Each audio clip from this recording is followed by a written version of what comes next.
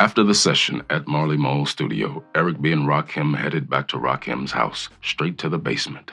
Now, the basement was set up as an entertainment lounge. Now, his mother had decorated and fixed it to host family gatherings and visits from friends, which meant it was stacked with vinyl records from all genres and eras. Now, after flipping through records for a while, looking for records to lay the foundation for their new creation, Rakim pulled out James Brown's Funky President, while Eric pulled out Fonda Ray's Over Like a Fat Rat. Now, Rakim spat out his drink as he burst out laughing. It was ridiculous to think that those two songs could mix well together. Now, he made his thoughts known to Eric, but Eric was adamant.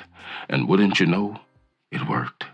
Rakim put his pencil to work. Thus, the lyrics spilled out onto the page. In a matter of a couple of hours, they had a new song.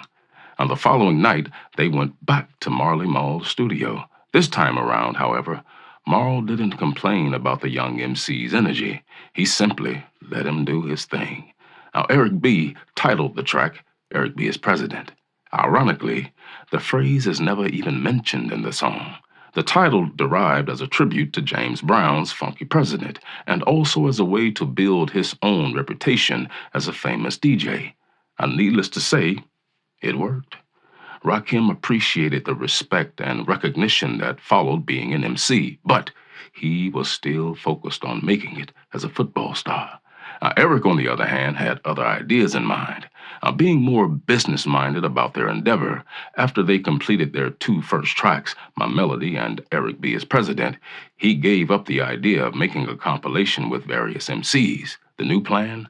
A whole new album with one MC, Rakim. Now, at the time, Eric was living a few blocks from Zakia Records. He went over with their two-song tape and introduced himself. The label boss wasn't there. He met the receptionist, Agnes, instead. She told him that she used to work at Sugar Hill Records and was therefore well-versed in the world of hip-hop. Now, Sugar Hill was the quintessential rap label, the label that released the iconic Rapper's Delight in 1979, among other hits.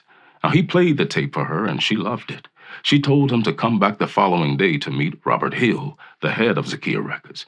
Now, Robert Hill trusted Agnes's judgment, and soon Eric B. and Rakim were presented with a check that read, Paid in Full. Paid in Full. That's going to be the name of the album, Eric told Rakim.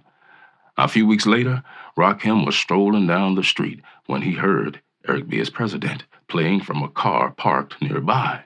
More than just a little curious, he walked over to the driver and asked whose car it was. The person sitting in the car gave him a look of worry and confusion.